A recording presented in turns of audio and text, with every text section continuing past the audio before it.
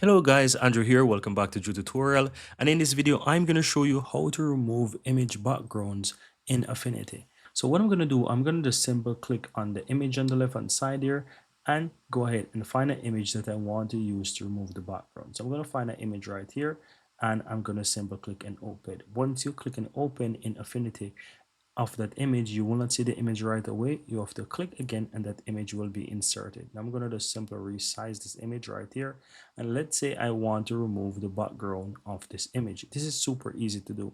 All you have to do is ensure that you click on the image, then go ahead and click on Canva AI on the upper left right here. Once you click on Canva AI, you will see you have some options here to use AI within Canva.